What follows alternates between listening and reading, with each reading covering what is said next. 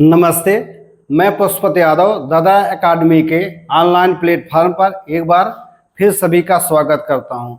हम लोग हिंदी के भाषिक तत्वों का अध्ययन कर रहे हैं और भाषिक तत्वों के अंतर्गत हम लोगों ने अक्षर और बालाघात पर एक सामान्य चर्चा कर ली है। तो आइए आज की कक्षा में हम लोग हिंदी के भाषिक तत्व का जो तीसरा अंग है, जो तीसरा पार्ट है, जो तीसरा भेद है, उसके विषय में हम लोग चर्चा करते हैं। तो हिंदी के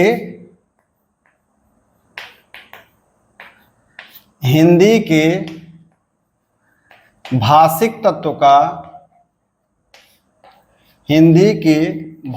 तत्व का तीसरा पार्ट या तीसरा भाग क्या है? वह है अनुतान। वह क्या है? अनुतान। तो आइए हम लोग अनुतान के विषय में एक सामान्य चर्चा करते हैं और अनुतान किसे कहते हैं और यह किन स्तरों पर किस प्रकार से होता है और इसके सांचे कैसे कैसे होते हैं, इसके विषय में एक सामान्य समझ बनाने का प्रयास करते हैं। तो हम लोग हिंदी के भाषिक तत्वों का अध्ययन कर रहे हैं। तो क्या होगा कि हम लोग एक सीधे सपाट लहजे में अपने बातों को कहते जाएं तो क्या श्रोता हमारी बात को सही से समझ पाएगा? तो इसका जवाब होगा कि बिल्कुल नहीं। यदि हम लोग एक सीधे सपटे लहजे में बात करते जाएं तो उसका कोई बहुत विशेष अर्थ लोग नहीं निकाल पाएंगे। तो उसके लिए हम लोग किसका प्रयोग करते हैं? तो अनुतान का प्रयोग करते हैं। तो आइए अनुतान के विषय में समझते हैं कि वाक्य में उच्चारण के समय सुर या लहजे में जो उतार चढ़ाव या आरोह अवरोह होता है उसे अनुतान कहते हैं। तो अनुतान की परिभाषा क्या हो गई कि वाक्य में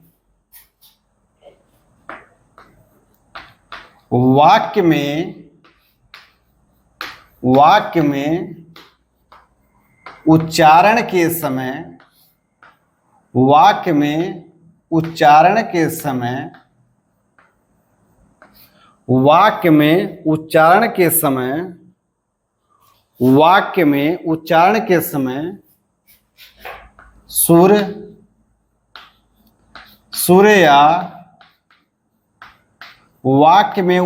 के समय सुर या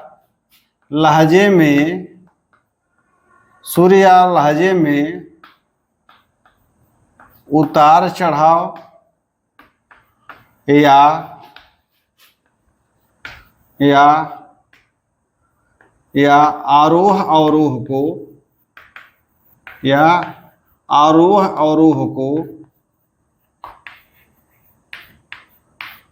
या आरोह अवरोह को अनुतान कहते हैं।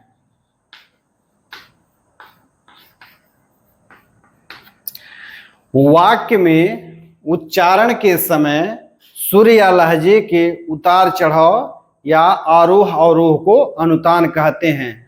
अनुतान का मूल कारण वर्णों का घोषत्व है। अनुतान क्यों होते हैं? तो अनुतान का जो मूल कारण होता है वह क्या होता है? अनुतान का यानी उतार चढ़ाव का अनुतान का मूल कारण क्या है? वह वर्णों का घोषत्व है। वर्णों का क्या है? वर्णों का घोषत्व है। अर्थात वर्णों के घोषत्व के कारण ही अनुतान या उतार चढ़ाव सुर में होता है। वाक्य उच्चारण के समय घोष और अघोष ध्वनियों का प्रयोग होता है, क्योंकि हम लोग जानते हैं कि दो तरह की ध्वनियां पाई जाती हैं स्वर तंत्री में कंपन के आधार पर, घोष और अघोष। तो घोष ध्वनियों के उच्चारण के समय स्वर तंत्रियों में होने वाली कंपन आवृत्ति सुर या तान कहलाती है। जिसे क्या कहते हैं? अनुतान कहलाते हैं। एक से अधिक घोष ध्वनियां लगातार उच्चरित होने पर सुर लहर या अनुतान का निर्माण करती हैं। वाक्य उच्चारण के समय घोष और अघोष ध्वनियों का प्रयोग होता है। घोष ध्वनियों के उच्चारण के समय स्वर तंत्रियों में जो कंपन होता है उसे सूर्यातान कहते हैं। और जब एक से अधिक घोष ध्वनियां मिल करके लगातार उच्चरित होती हैं तो सुरलहर या अनुतान का निर्माण करते हैं। अनुतान को और क्या कहा जाता है? तो अनुतान को सुरलहर भी कहा जाता है। जैसे मान लीजिए हमने कोई वाक्य बोला कि मैं अभी नहीं जाऊंगा, सुरलहर क्या होता है तो देख लेते हैं। मैं अभी नहीं जाऊंगा, मैं अभी नहीं जाऊंगा। अब यदि इस वाक्य का हम लोग वर्ण विच्छेद करें तो क्या हो सकता है? ठीक है, इसमें अनुनासिक है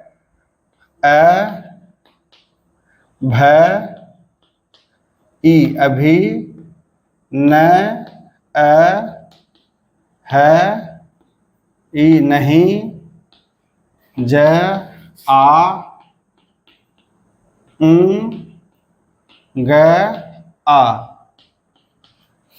मैं अभी नहीं जाऊंगा को यदि हम लोग वर्ण विच्छेद करें तो इस प्रकार से आएगा 1 2 3 4 5 6 7 8 9 10 11 12 13 14।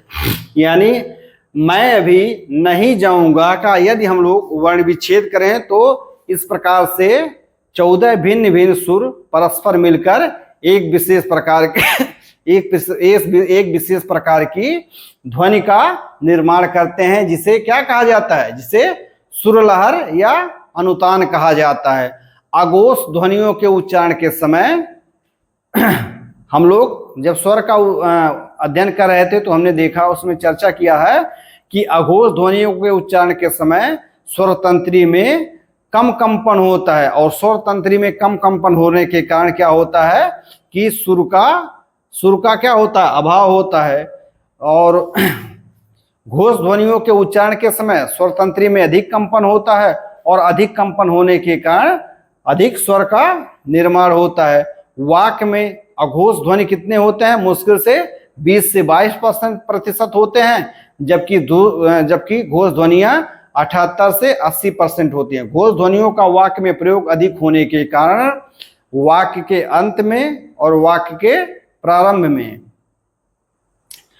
घोष ध्वनियों का वाक्य में प्रयोग अधिक होने के कारण वाक्य के आदि व अंत में सुरलहर या अनुतान का अनुभव होता है। अतः वाक्य उच्चारण के समय ध्वनियों के शुरू में आरोह अवरोह का क्रम अनुतान कहलाता है। तो अनुतान क्या कहलाता है कि वाक्य उच्चारण के समय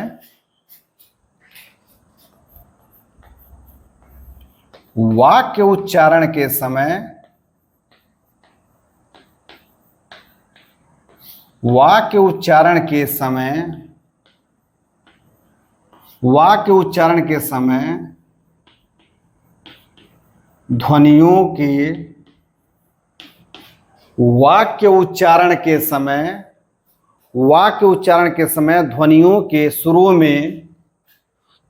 के शुरू में आरोह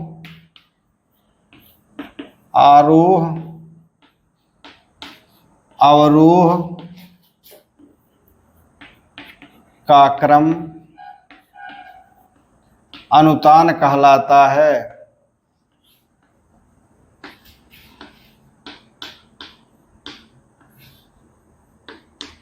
क्या कहलाता है? अनुतान कहलाता है। वाक्य उच्चारण के समय ध्वनियों के शुरू में आरोह अवरोह का क्रम अनुतान कहलाता है। लगभग सभी भाषाओं में अनुतान पाया जाता है, और अनुतान में भिन्नता से वाक्य या वाक्यांश के अर्थ में भिन्नता आ सकती है। वाक्य या वाक्यांश में अनुतान भिन्नता के कारण क्या हो सकती है कि वाक्यांश के अर्थ में या वाक्य के अर्थ में क्या होता है? अंतर आ सकता है। जैसे मान लीजिए हम कोई उदाहरण दें, अनुतान के कारण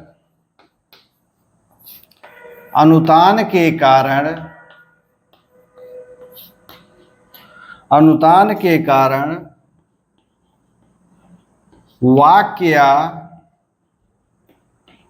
वाक्यांश के अर्थ में अनुतान के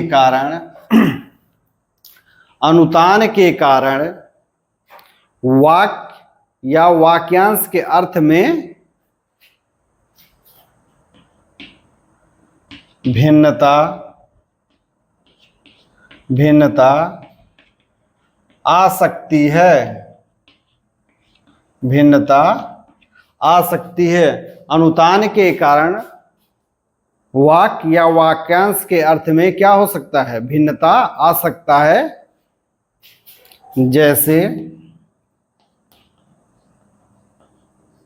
जैसे एक वाक्य है, वे आ गए। यदि यह एक सामान्य कथन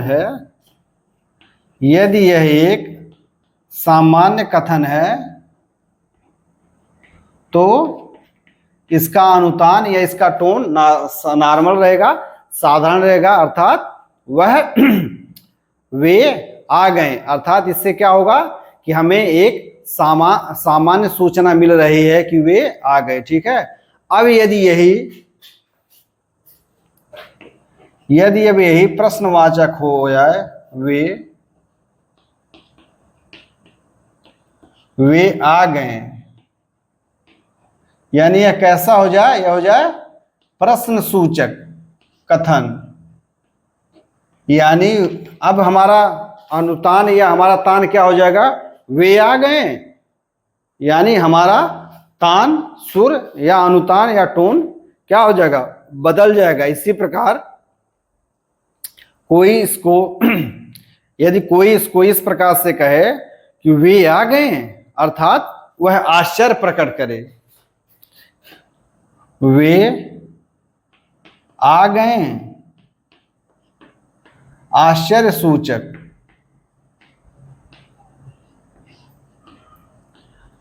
सूचक कथन है। यानी वाक्य तो एक है कि वे आ गए, इसको हम लोग अपने सुर के, अपने लहजे के, अपने टोन के या अपने अनुतान के हिसाब से हम लोग इसको 3 रूपों में प्रयोग कर सकते हैं। सामान्य कथन के रूप में, प्रश्न सूचक कथन के रूप में और आश्चर्य सूचक कथन के रूप में। हिंदी का जो अच्छा शब्द होता है वह विभिन्न अनुतानों में बोलने पर विभिन्न प्रकार के अर्थों का सूचना देता है। हिंदी में एक शब्द है अच्छा। हिंदी में एक शब्द है अच्छा, जो भिन्न भिन्न स्थितियों में क्या होता है? भिन्न भिन्न अर्थ देता है। जैसे मान लीजिए कोई कहे कि तुम्हारा यह नौकर तो अच्छा है। तुम्हारा यह नौकर तो अच्छा है, यह एक साधारण कथन है। इसका क्या मतलब हुआ कि तुम्हारा यह नौकर तो भला आदमी है। ठीक है। अब अगर कोई और दूसरा बोले, दूसरे सुर में बोले, हरीश भी पास हो गया। अच्छा, एक व्यक्ति कह रहा है हरीश भी पास हो गया, एक व्यक्ति कह रहा है अच्छा, यानी कि आश्चर्य हो रहा है उसको कि हरीश भी पास हो गया। अब मान लीजिए कोई लोग बहुत देर से खेल रहे हो बच्चे, तो कोई क्या कहता है? बहुत देर से खेल रहे हो, अब खेलना बंद करो। तो बच्चे क्या कहते हैं? अच्छा, यानी अनिच्छा से कहते हैं अच्छा बंद कर देंगे। ठीक है। और मान लीजिए कि 2 दोस्त हैं, कहीं पर बात कर रहे हैं और अब उनको चलाना हुआ, तो क्या कहेंगे कि हमें अभी चल देना चाहिए। दूसरा दोस्त कहता अच्छा, यानी स्वीकृति देता है। फिर है कोई किसी को समझा रहा है, तो क्या कहता है? आप इस बात का अर्थ समझ रहे हो ना। कोई किसी को कोई बात समझा रहा है तो क्या कहता है कि आप इस बात का अर्थ समझ रहे हो ना। तो सामने वाला क्या कहता है? अच्छा, हाँ, यानी मैं समझ रहा हूं, यानी कि मैं समझ रहा हूं। तो इसी प्रकार से क्या होता है? अनुतान क्या होता है कि अनुतान होता है कि वाक्य या वाक्यांश के अर्थ में वाक्य या वाक्यांश के अर्थ में हम लोग उच्चारण के समय ध्वनि के सुरों के आरोह अवरोह या उतार चढ़ाव को क्या कहा जाता है? अनुतान कहा जाता है। अनुतान कहा जाता है। ठीक है। और हमने 1-2 उदाहरण भी दिया।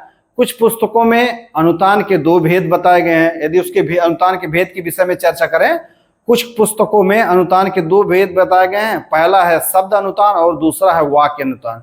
क्योंकि मेरे समझ से, ठीक है, मेरे समझ से, और मैंने डॉक्टर भोलानाथ तिवारी की पुस्तक का अध्ययन किया है, उसमें भी मुझे यही लगा कि शब्द का कोई अकेले अर्थ नहीं होता है, शब्द का कोई भी अकेले अर्थ सार्थक अर्थ नहीं निकाला जा सकता है, और उसका शब्द का सार्थक अर्थ अकेले रहने पर तभी निकाला जा सकता है जब उसका वाक्य में प्रयोग हो। जैसे क्या हुआ कि हरीश भी पास हो गया, अच्छा, तब इस, यानी कोई कह रहा है कि हरीश भी पास हो गया, दूसरा बोला अच्छा, तब इसका कोई अर्थ निकल रहा था।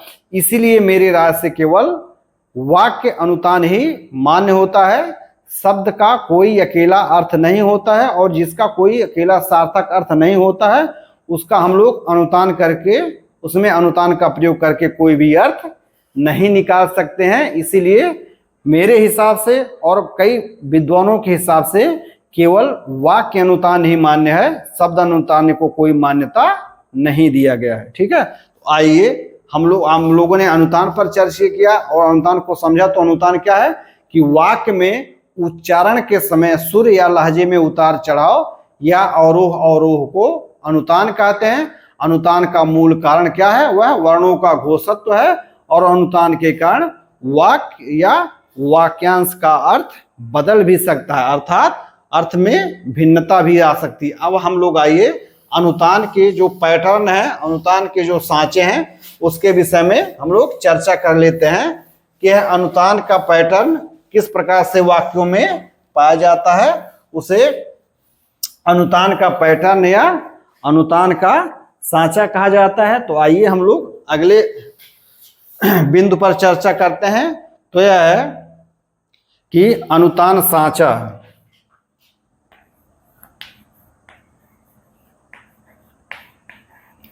अनुतान सांचा या सांचा को पैटर्न चूंकि आसान है, सांचा थोड़ा कठिन महसूस होता है। तो हिंदी में सामान्यतः 3 प्रकार के अनुतान सांचे पाए जाते हैं। वाक्यों में अनुतान के कितने पैटर्न पाए जाते हैं, वाक्यों में अनुतान के कितने सांचे पाए जाते हैं? तो वाक्यों में अनुतान के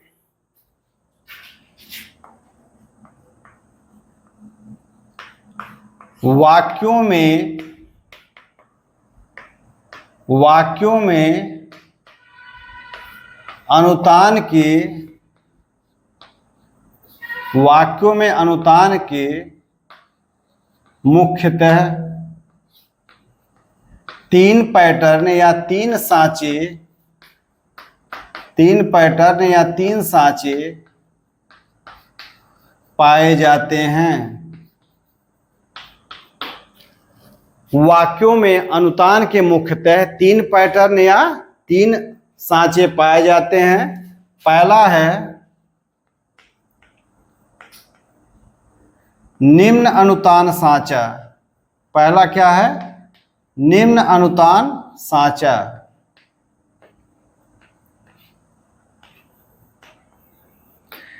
वाक्यों में अनुतान के मुख्यतः 3 सांचे या 3 पैटर्न पाए जाते हैं। पहला होता है निम्न अनुतान सांचा, दूसरा होता है सामान्य अनुतान सांचा। सांचा को पैटर्न भी कहा जाता है अंग्रेजी में, सामान्य अनुतान सांचा। और तीसरा है उच्च अनुतान सांचा।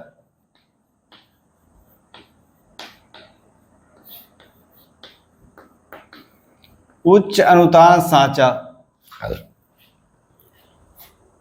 वाक्यों में मुख्यतः 3 प्रकार के अनुतान सांचे या अनुतान के पैटर्न पाए जाते हैं।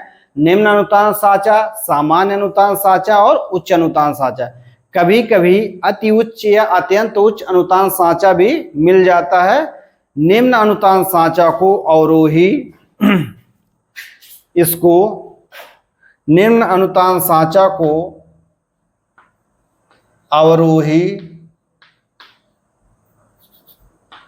इसको अवरोही, सामान्य अनुतान सांचा को सम और उच्च अनुतान सांचा को आरोही सांचा भी कहा जाता है। अवरोही का निशान तीर के नीचे की तरफ, सम का सामने और आरोही का ऊपर की तरफ इसका जो चिन्ह होता है, क्योंकि यह अनुतान तो उच्चारण का विषय है, किंतु इसके लिए पुस्तकों में लिखा जाता है तो उसके लिए कुछ चिन्ह बनाए जाते हैं ताकि पढ़ने वाले को, मनन करने वाले को एक सामान्य समझ में आ जाए। निम्न को अवरोही, सामान्य को सम और उच्च को आरोही अनुतान सांचा भी कहा जाता है। आरोह अवरोह के मिश्रित रूप को आरोह और अवरोह के मिश्रित रूप को आरोह अवरोह तथा अवरोह आरोह के मिश्रित रूप को अवरोह आरोह कहते हैं। भाषा शास्त्रियों ने अनुतान को व्यक्त करने के लिए अंक और रेखा का भाषा शास्त्रियों ने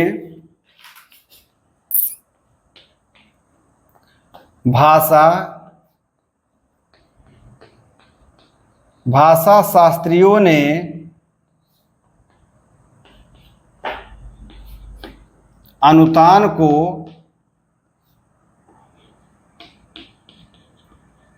व्यक्त करने के लिए भाषा शास्त्रियों ने अनुतान को व्यक्त करने के लिए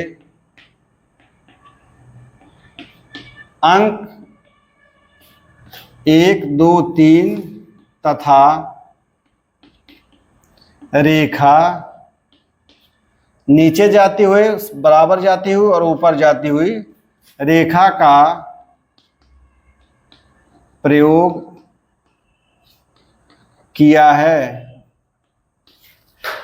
भाषा शास्त्रियों ने अनुतान को व्यक्त करने के लिए अंक तथा रेखा का प्रयोग किया है, या उनके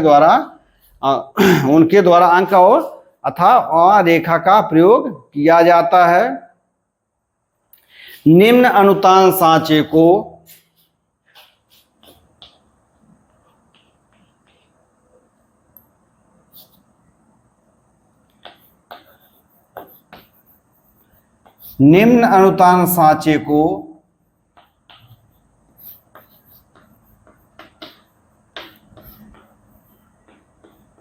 एक सम या सामान्य अनुतान सांचे को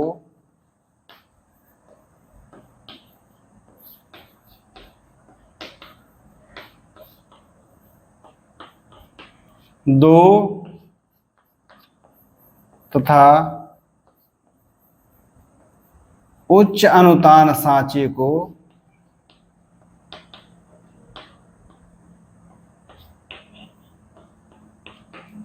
तीन से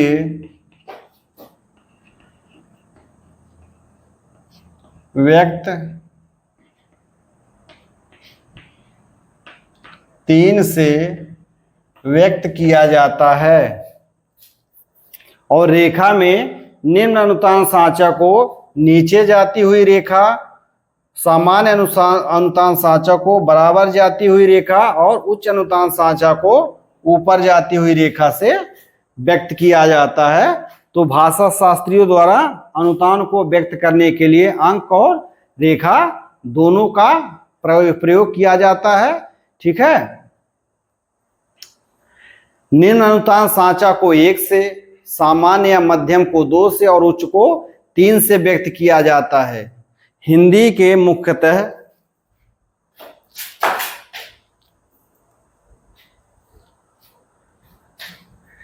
हिंदी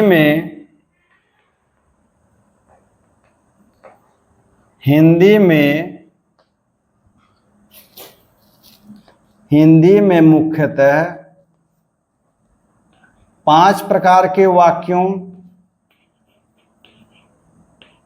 5 प्रकार के वाक्यों हिंदी में मुख्यतः 5 प्रकार के वाक्यों और अभिवादन के लिए हिंदी में 5 प्रकार के वाक्यों और और अभिवादन के लिए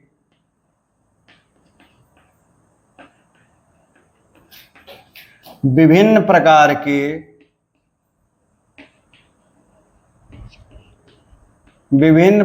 के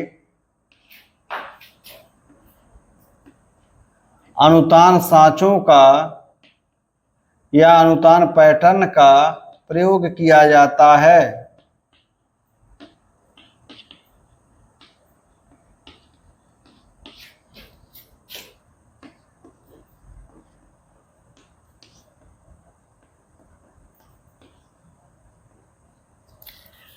हिंदी में मुख्यतः 5 प्रकार के वाक्यों और अभिवादन के लिए विभिन्न प्रकार के अनुतान सांचों का प्रयोग किया जाता है। तो हिंदी में 5 प्रकार के वाक्य कौन कौन से हैं? तो पहला होता है सामान्य वाक्य, दूसरा होता है प्रश्न सूचक वाक्य, तीसरा होता है आशय सूचक वाक्य, चौथा होता है आज्ञा सूचक वाक्य और पांचवा होता है निषेध सूचक वाक्य। यानी इन 5 प्रकार के वाक्यों और अभिवादन के लिए विभिन्न प्रकार के या कई प्रकार के अनुतान सांचों का प्रयोग किया जाता है। तो आइए सबसे पहले हम लोग 5 प्रकार के वाक्यों में देख लेते हैं। पहला कौन सा है? तो वह सामान्य प्रकार के वाक्य में किस अनुतान सांचे का प्रयोग किया जाता है। तो पहला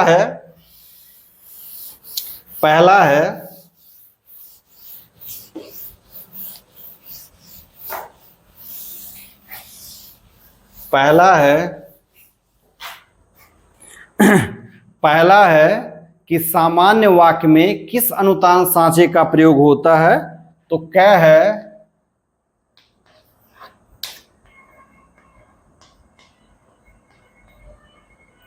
सामान्य वाक्य में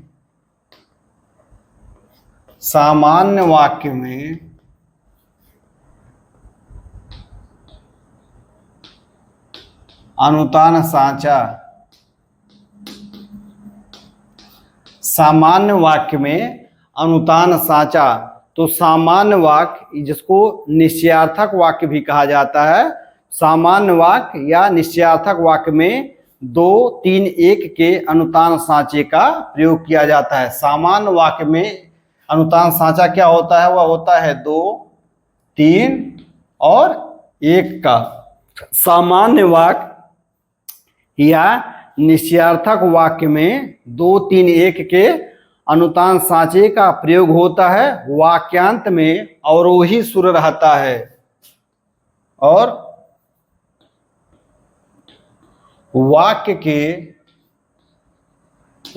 के अंत में अवरोही सुर।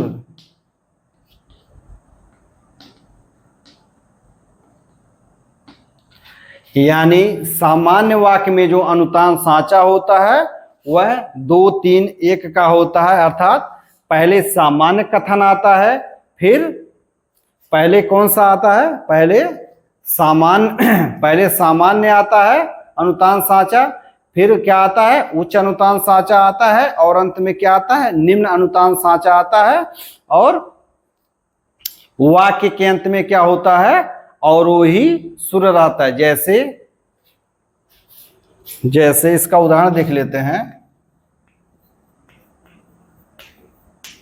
उदाहरण, मकान काफी बड़ा है।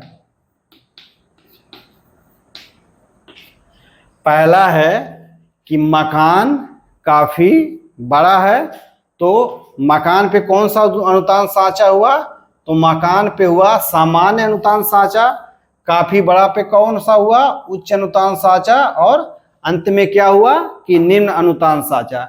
मकान काफी बड़ा है, मकान काफी बड़ा है। यानी हमारा जो टोन रहेगा, हमारा जो तान रहेगा, मकान पे सामान्य रहेगा, काफी बड़ा पे उच्च हो जाएगा और है पे क्या होगा?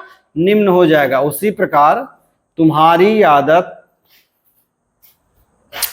प्रकार क्या है कि तुम्हारी आदत बहुत गंदी है। तो तुम्हारी आदत पे क्या हुआ, सामान्य अनुतान साचा।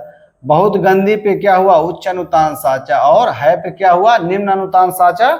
और अंत में क्या हुआ, सुर हमारा अवरोह हो जा रहा है, यानी गिर जा रहा है। तो सामान्य वाक्य का जो अनुतान साचा होता है वह 2 3 1 के अनुतान साचे में होता है। ठीक है, जैसे मकान काफी बड़ा है, तुम्हारी आदत बहुत खराब। इसी प्रकार और से है कि आज हम आपके यहाँ खाएंगे, कल अपने दोस्त के घर में। ठीक है, इसमें क्या होगा, अच्छा यह भी बात आप लोग ध्यान दीजिए कि एक से अधिक वाक्यांश रहें या एक से अधिक वाक्यांश मिलकर के जब एक वाक्य का निर्माण करते हैं तो उसमें अनुतान सांचों का रिपीटेशन भी हो सकता है, यानी अनुतान सांचे उसमें क्रम से आ भी सकते हैं। जैसे आज हम आपके यहाँ खाएंगे, तो इसमें पहला क्या हुआ, आज हम, फिर आपके यहाँ, फिर खाएंगे, कल अपने दोस्त के घर में। ठीक है, तो निश्चयार्थक वाक्यों में जो अनुतान सांचा होता है वह इस प्रकार से होता है, 2 3 1 में, और अंत में क्या होता है, अवरोही सुर रहता है। सामान्य बातचीत, भाषण, कहानी, कथन के संदर्भ में सामान्य वाक्य में या निश्चयार्थक वाक्य में अनुतान साचों में क्या हो सकता है, थोड़ा बहुत कहीं कहीं अंतर अवश्य आ सकता है, कहीं कहीं अंतर अवश्य आ सकता है। अब दूसरा हम लोग देखते हैं कि प्रश्न सूचक वाक्य में, दूसरा देखते हैं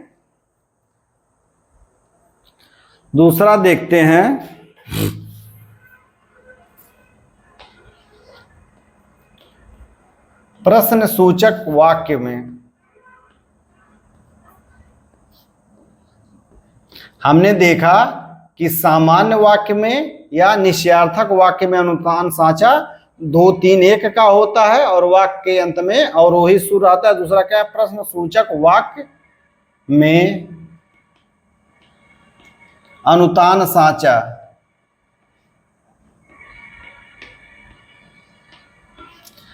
प्रश्न सूचक वाक्य में अनुतान साचा। तो प्रश्न सूचक वाक्य 4 प्रकार के होते हैं। प्रश्न सूचक वाक्य 4 प्रकार के होते हैं जिनके अनुतान साचे भी भिन्न भिन्न होते हैं। तो प्रश्न सूचक वाक्य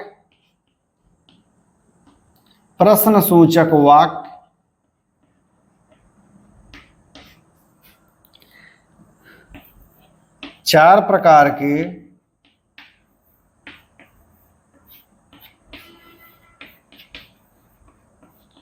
प्रश्न सूचक वाक्य 4 प्रकार के होते हैं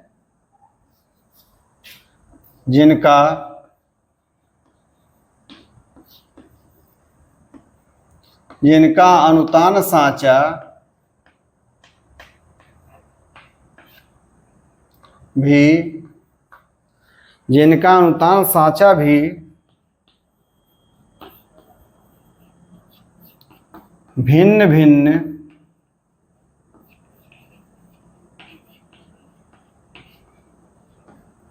अनुतान साचा भी भिन्न भिन्न होता है। तो प्रश्न सूचक वाक्य 4 प्रकार के कौन से होते हैं, तो पहला ए, कौन सा है, पहला ये है कि प्रश्न सूचक शब्द रहित वाक्य।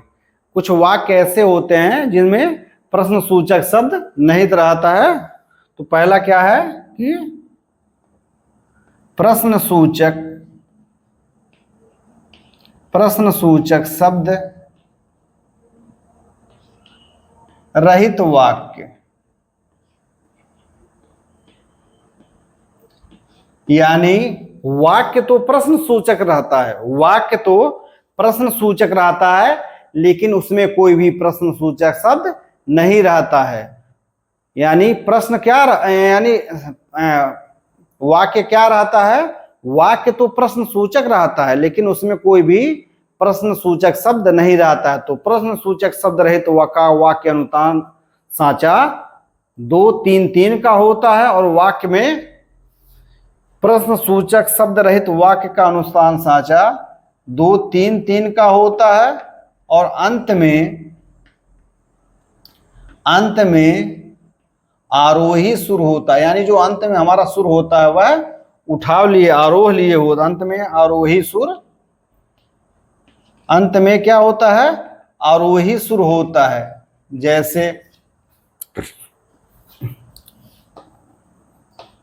जैसे मेहमान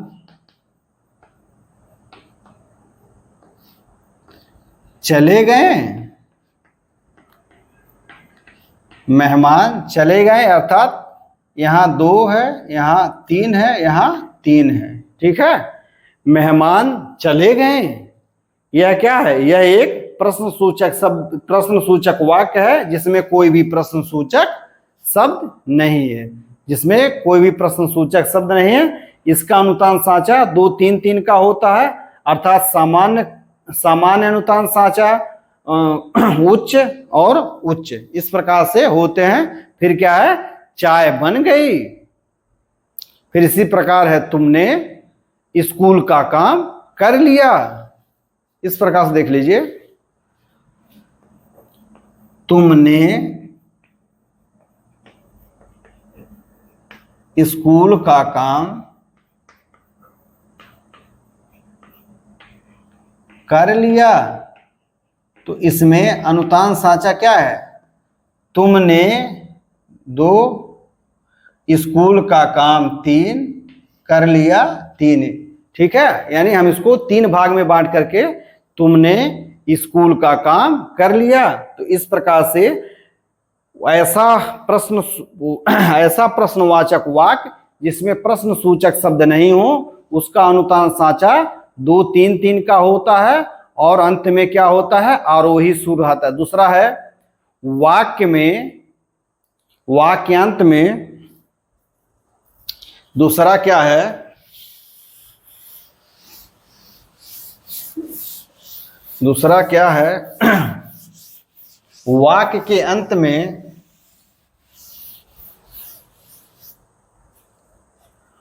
वाक्यांत में प्रश्न सूचक शब्द वाले वाक्य,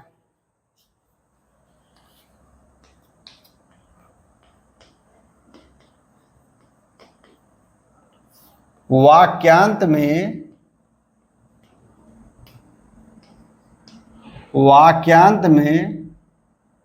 प्रश्न सूचक शब्द वाले वाक्य, वाक्यांत में, यानी कि ऐसा प्रश्न सूचक वाक्य जिसके वाक्य के अंत में प्रश्न सूचक शब्द हो, ठीक है। तो उसका अनुतान साचा क्या होता है, तो उसका अनुतान साचा 2 3 2 का होता है। वाक्यांत में, वाक्य के अंत में प्रश्न सूचक शब्द आने वाले वाक्य का अनुतान साचा कितना होता है, वाक्य के अंत में प्रश्न सूचक शब्द आने वाले, प्रश्न सूचक शब्द वाले वाक्य का अनुतान साचा 2 3 2 का होता है, 2 3 2 का होता है, 2 3 2 का होता है। 3 और 2 के मध्य में हल्का सा पॉज या विराम होता है, हल्का सा क्या होता है, पॉज या विराम होता है। वाक्यांत में आरोही वाक्यांत में क्या होता है, आरोही सुर होता है। 3 2 के मध्य विराम, जिसको अंग्रेजी में पॉज कहते हैं। अंत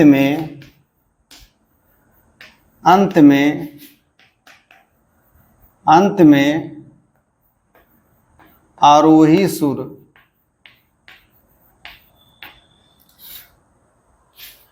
वाक्य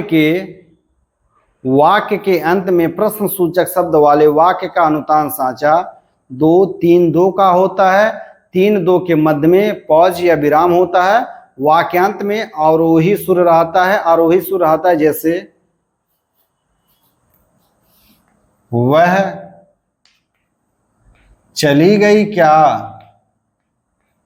वह चली गई क्या, यानी वह में है 2, चली गई 3 और क्या में है 2। यहाँ पे क्या होता है कि 3 और 2 के मध्य, यानी इस 3 और 2 के मध्य क्या होता है, हल्का सा पॉज होता है, हल्का सा विराम होता है। जैसे वह चली गई, वह चली गई, क्या, चली गई के बाद हल्का सा विराम होता है और फिर क्या आता है। और क्या कह रहा है कि अंत में सुर का आरोह हो जाता है, अर्थात अंत में क्या होता है, आरोही सुर आता है। ठीक है। फिर दूसरा है, तुम वहां तक चलोगे, तुम वहां तक चलोगे कैसे, तुम वहां तक चलोगे कैसे।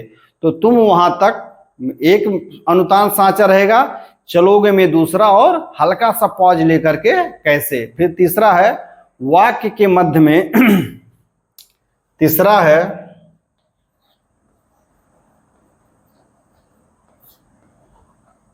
वाक्य के मध्य में, वाक्य के मध्य में प्रश्न सूचक,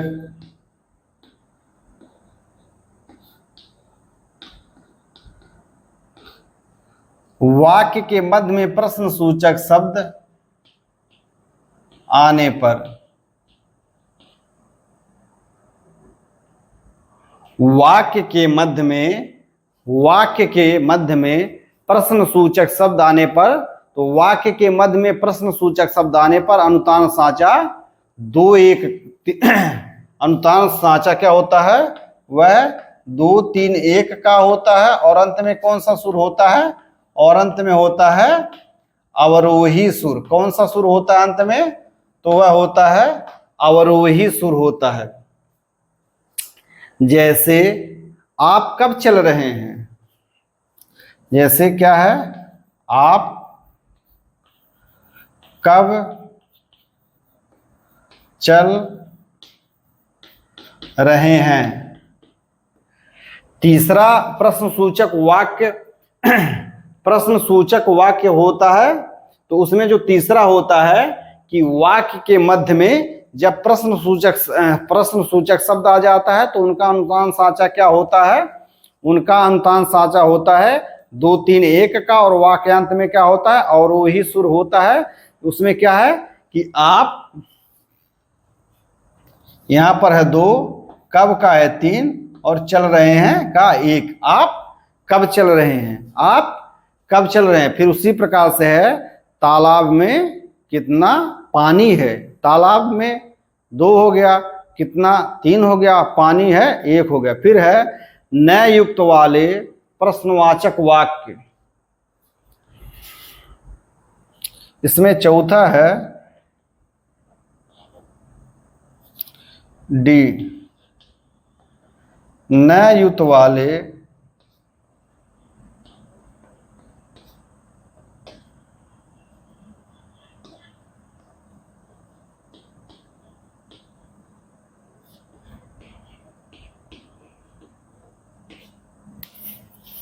तीसरा क्या है कि न युक्त वाले प्रश्नवाचक वाक्य, तो न युक्त प्रश्नवाचक वाक्य का अनुतान सांचा न युक्त कर लीजिए, न युक्त या न युक्त वाले प्रश्न सूचक वाक्य का अनुतान सांचा 2-3-2 होता है। न युक्त वाले प्रश्नवाचक वाक्य का अनुतान सांचा 2-3-2 होता है। वाक्यांत में कहीं कहीं और अवरोही सुर भी रहता है। जैसे तो कल चल रहे हो ना, जैसे तो कल चल रहे हो ना, यानी तो कल 2, चल रहे हो 3, न 2। ठीक है। तो प्रश्न सूचक वाक्य जो होते हैं वह 4 प्रकार के होते हैं। पहला होता है कि जिसमें कोई भी प्रश्न सूचक शब्द नहीं रहता है। दूसरा होता है कि जो वाक्य के अंत में प्रश्न सूचक शब्द आता है। तीसरा होता है कि वह वाक्य के मध्य में प्रश्न सूचक शब्द रहता है। और चौथा होता है कि न युक्त वाले प्रश्नवाचक वाक्य। तो चारों प्रश्नवाचक वाक्यों का जो अनुतान सांचा होता है वह भिन्न भिन्न होता है। वह कैसा होता है, भिन्न भिन्न होता है। तीसरा है आश्चर्य सूचक वाक्य का अनुतान साचा। तो तीसरा क्या है? तीसरा है, हमने पहला सामान्य कथन या सामान्य कथन का हमने देख लिया, या निश्चयात्मक वाक्य का अनुतान साचा देख लिया, फिर हमने प्रश्नवाचक वाक्य का अनुतान साचा देख लिया। अब हम क्या देख रहे हैं कि आश्चर्य सूचक वाक्य का अनुतान साचा। तीसरा क्या है? ये आश्चर्य सूचक वाक्य का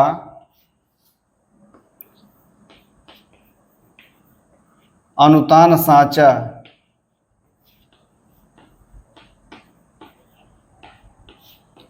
तीसरा क्या है कि आश्चर्य सूचक वाक्य का अनुतान साचा 2-3-2 होता है। वाक्यांत में का अनुतान साचा 2-3-2 होता है। वाक्यांत में कहीं कहीं पर क्या होता है? वाक्यांत में क्या होता है? वाक्यांत में क्या होता है? आरोही सुर होता है। क्या होता है? आरोही सुर होता है। तो आश्चर्य सूचक वाक्य का अनुतान साचा क्या होता है कि 2-3-2 होता है। 2-3-2 होता है। जैसे तुमने 2 किलो दूध पी लिया। जैसे क्या है? तुमने 2 किलो दूध पी लिया। पड़ोसी बुढ़ा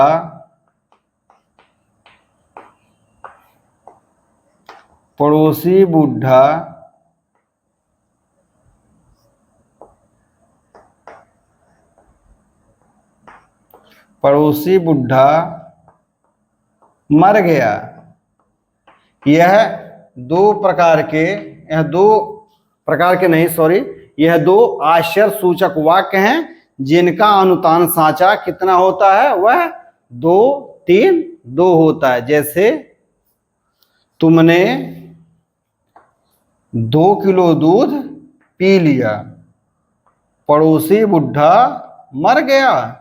यानी 2-3-2 अर्थात तुमने को हम लोग सामान्य सुर में बोलेंगे, 2 किलो दूध को थोड़ा तेज सुर में उच्च सुर में बोलेंगे, और पी लिया को हम लोग थोड़ा निम्न स्वर में बोलेंगे।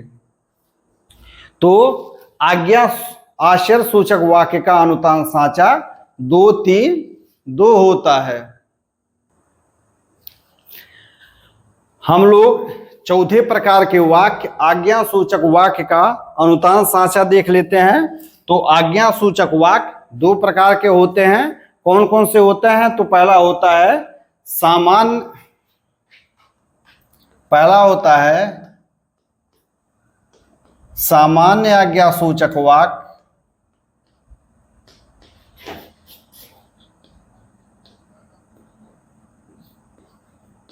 पहला होता है सामान्य आज्ञा सूचक वाक्य, और दूसरा होता है निषेधात्मक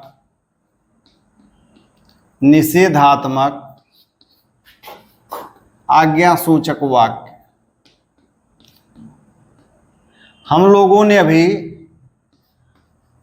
पढ़ा है कि 5 प्रकार के वाक्यों में और अभिवादन के वाक्यों में अनुतान साचा क्या होता है? वह भिन्न भिन्न होता है।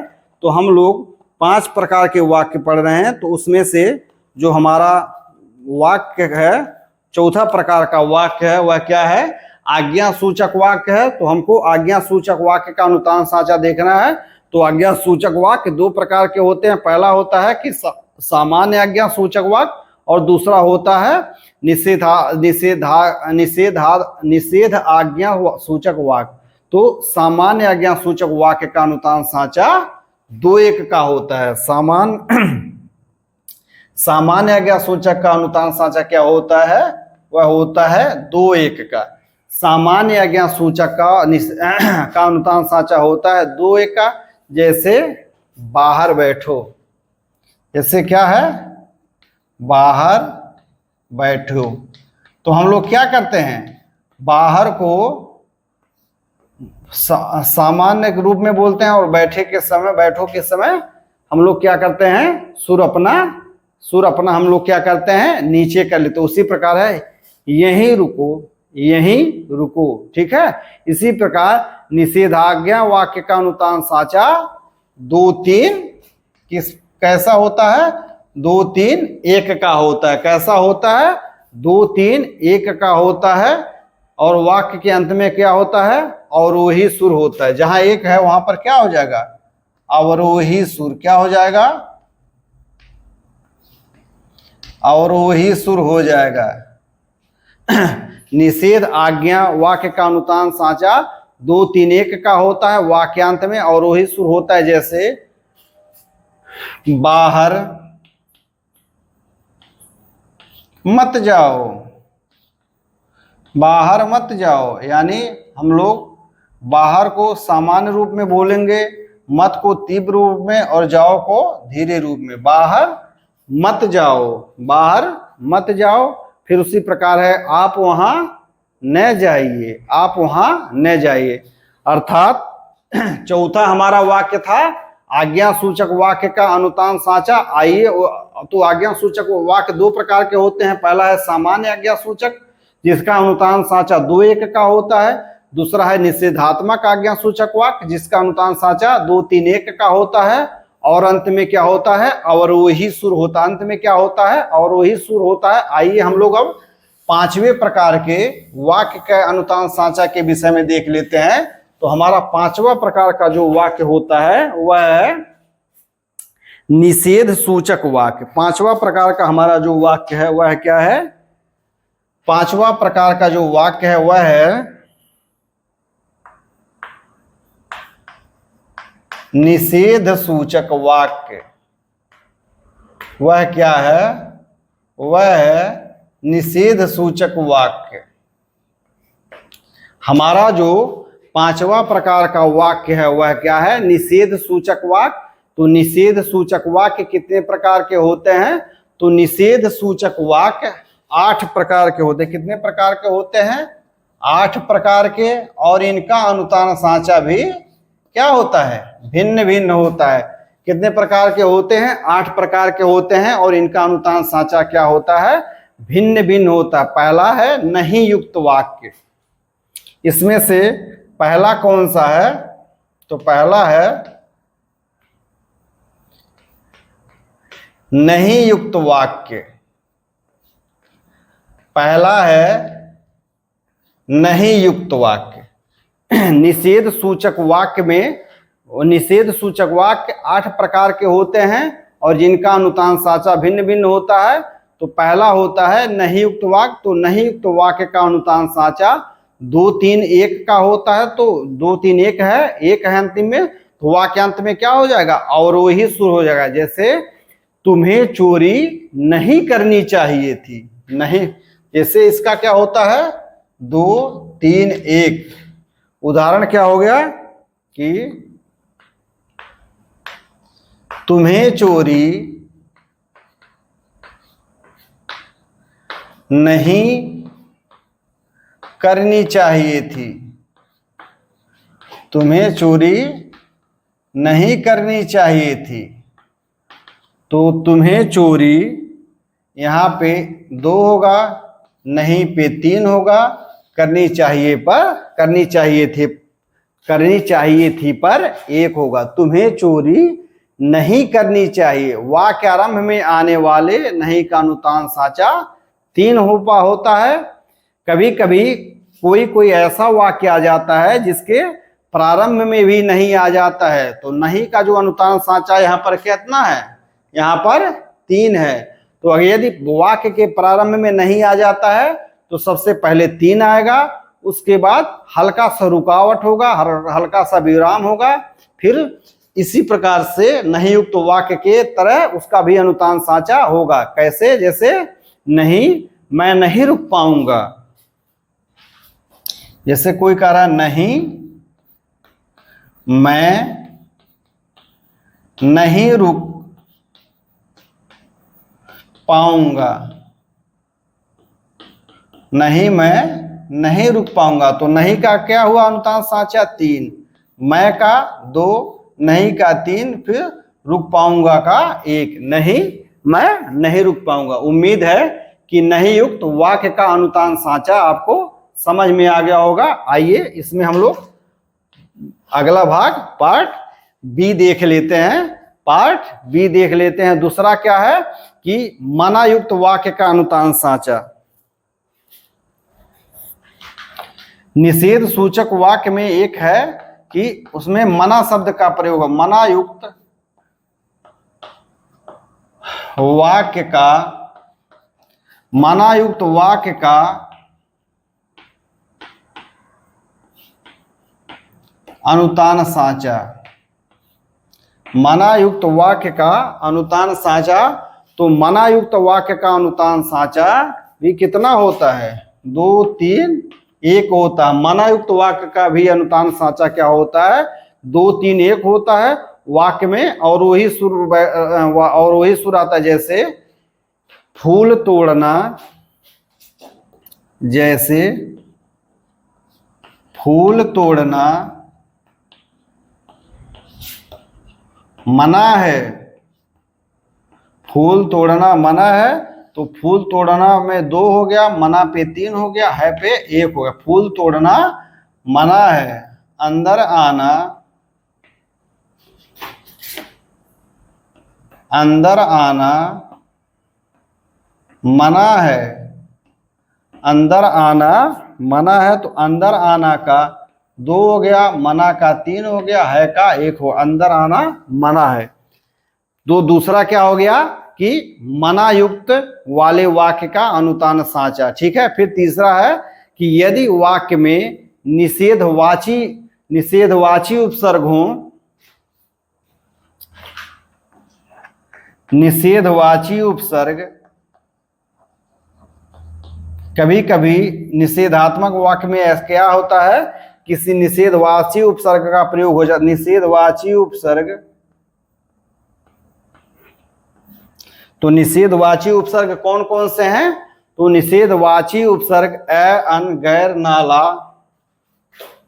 अ, अन, गैर, ना, ला। निषेधवाची उपसर्ग अ, अन, गैर, नाला युक्त वाक्य का अनुतान साचा 2, 3, 1 होता है। 2, 3 इसका अनुतान साचा क्या होता है? 2, 3, 1 होता है। और अंत में क्या होता है? अंत में अवरोही सुर, अंत में अवरोही सुर होता है। अंत में अवरोही सुर होता है।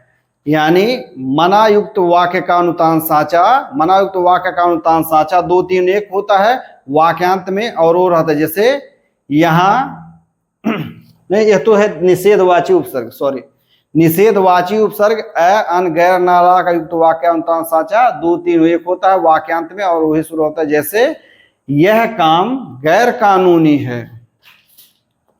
जैसे यह काम गैर कानूनी है। तो यह काम 2 हो गया, गैर कानूनी 3 हो गया, है का 1। यह काम गैर कानूनी है। आइए हम लोग इसमें चौथा देख लेते हैं। इसको डी नंबर दे देते हैं। चौथा देख लेते हैं। पहला, थोड़े ही युक्त वाक्य का अनुतान। यदि कोई निषेधात्मक वाक्य आ जाए जिसमें थोड़े ही का प्रयोग हो, तो थोड़े ही युक्त वाक्य का अनुतान साचा, थोड़े ही युक्त वाक्य का अनुतान साचा। तो थोड़े ही युक्त वाक्य का अनुतान साचा 1 2 3 1 होता है। इसका अनुतान साचा क्या होता है? 1 2 3 1 होता है। और इसके भी अंत में क्या होता है? अवरोध होता है। जैसे मैंने थोड़े ही उसे मारा था, जैसे मैंने थोड़े ही उसे मारा था। तो मैंने 1, थोड़े ही 2, उसे 3, मारा था 1। मैंने थोड़े ही उसे मारा था। मैंने थोड़े ही उसे मारा था। वह यहाँ नौकरी करने थोड़े ही आया था। तो वह वहां में 1 रहेगा, नौकरी करने 2 रहेगा, थोड़े ही में 3 रहेगा, आया था में 1 रहेगा। ठीक है। फिर है, नहीं यहां गलत हो गया। मैंने इस प्रकार से लिखे, मैंने उसे थोड़े ही, तो 1 2, हाँ थोड़े ही पे 3 रहेगा। वह यहाँ नौकरी करने थोड़े ही आया था। तो वह यहाँ 1, नौकरी करने 2, थोड़े ही 3, आया था 1। वह यहाँ नौकरी करने थोड़े ही आया था। यानी निषेध सूचक वाक्य में जो चौथा प्रकार होता है वह किस प्रकार के वाक्य का होता है? वह होता है थोड़े ही युक्त वाक्य का। अब अगला देख लेते हैं, इसको मिटा देते हैं। चौथा क्या है?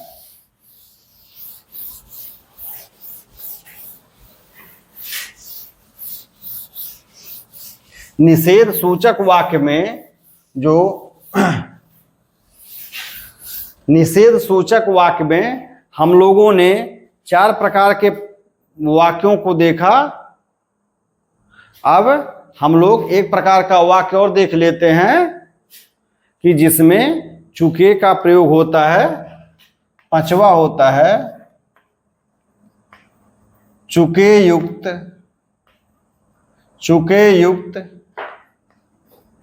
निषेधात्मक, चूके युक्त निषेधात्मक वाक्य का अनुतान साचा।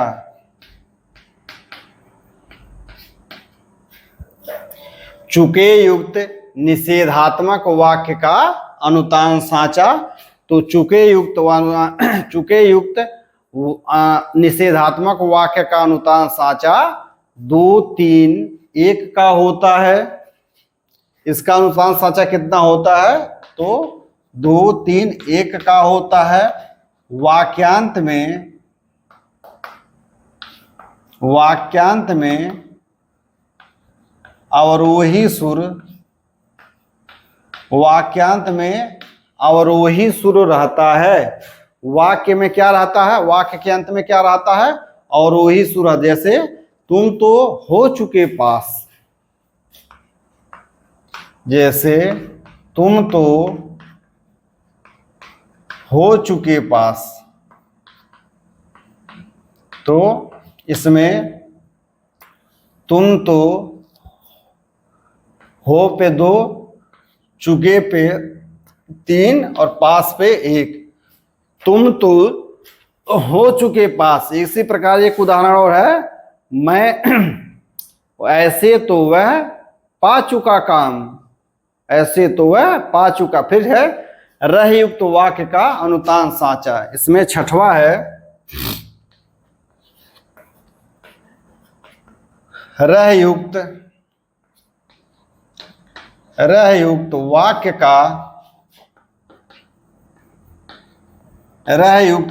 का अनुतान साँचा, यानी ऐसा निषेधात्मक वाक्य जिसके अंत में रह शब्द का प्रयोग हो, तो ऐसे रहयुक्त वाक्य का अनुतान साँचा 2 3 1 2 होता है। 2 3 1 2 होता है। रहयुक्त वाक्य का अनुतान साँचा 2 3 1 2 होता है। जैसे वे तो यहाँ, जैसे वे तो वहां जाने से रहे। वे तो वहां जाने से रहे। वे तो वहां पे 2, जाने से 3, जाने पे 3, से पे 1 और रहे पर 2। वे तो वहां जाने से रहे, मैं तो यहां सोने से रहा। फिर है वाक्य के मध्य में आए, वाक्य के मध्य में आए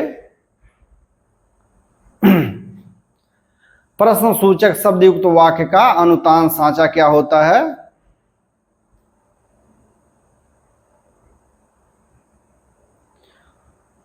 वाक्य के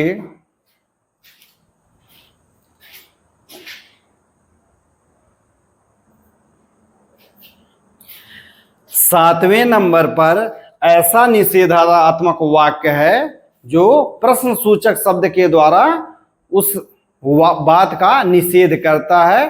तो वाक्य के मध्य में प्रश्न सूचक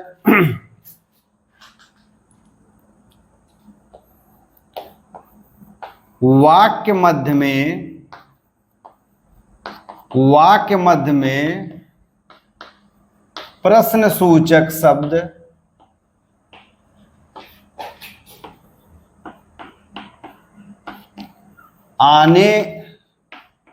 आने से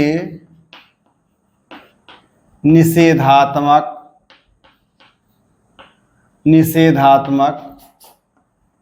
वाक्य का अनुतान साँचा।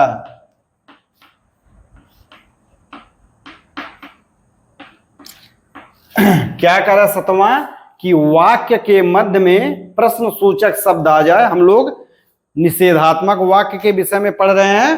तो 7वां नंबर क्या है कि जब निषेध इस प्रकार से हो कि कोई वाक्य के मध्य में प्रश्न सूचक शब्द ला दे और उससे वह आपकी बात का निषेध कर दे, तो इसका अनुतान साँचा कितना होता है?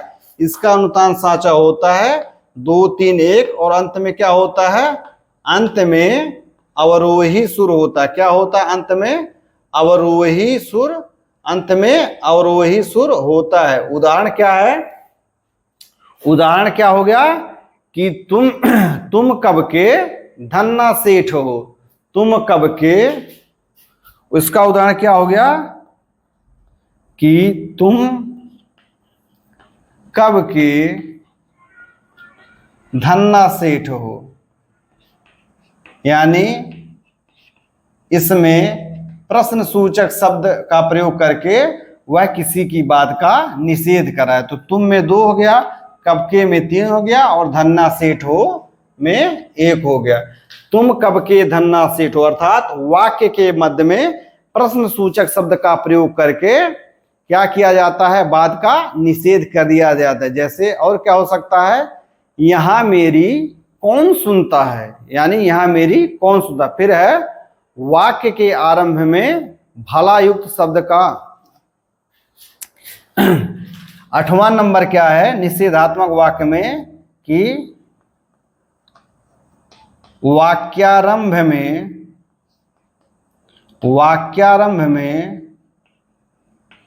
भला युक्त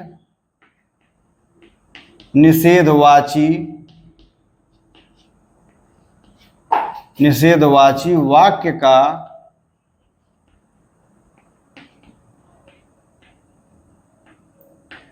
अनुतान साचा। वाक्य के आरंभ में कोई भला सवाला शब्द आ जाए और इससे क्या हो, निषेधात्मक हो, तो इसका अनुतान साचा 2 2 3 1 होता है। इसका अनुतान साचा क्या होता है, 2 2 3 1 होता है। जैसे भला यह भी कोई काम है, भला यह भी कोई काम है।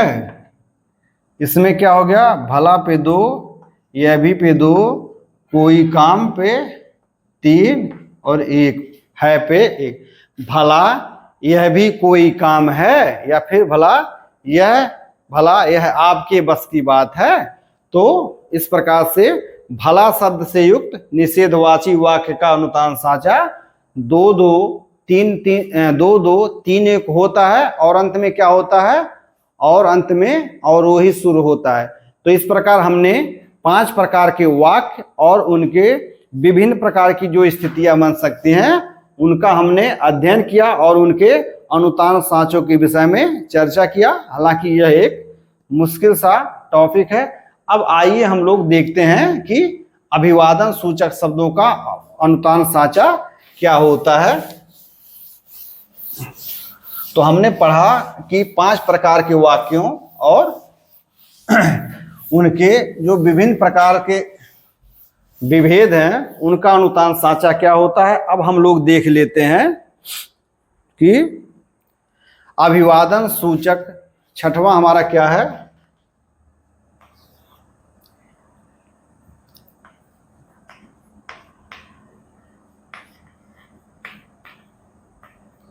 अभिवादन सूचक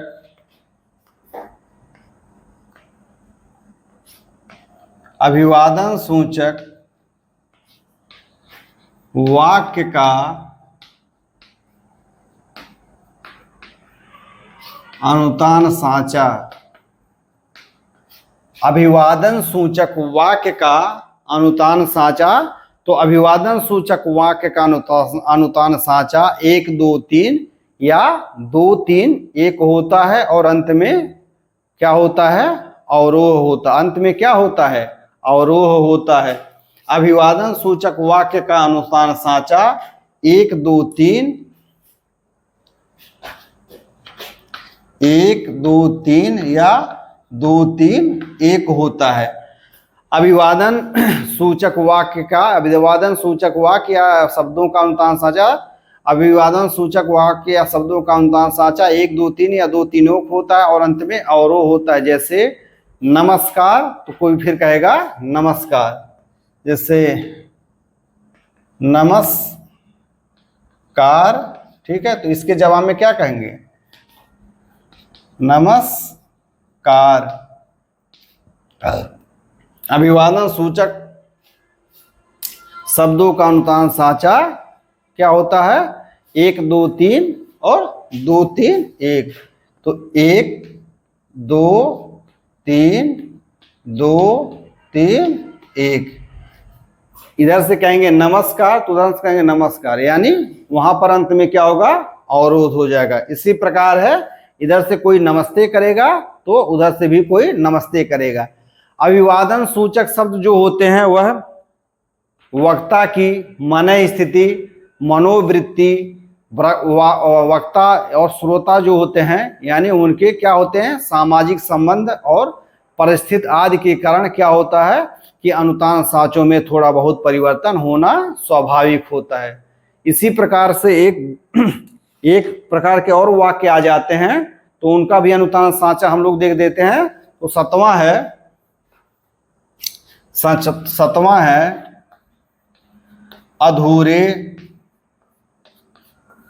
अधूरे वाक्य का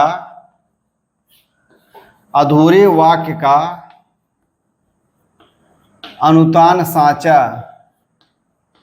अधूरे वाक्य का अनुतान साँचा। तो अधूरे वाक्य या स्वतंत्र वाक्य का उच्चारण लगभग एक बराबर सुर में होता है।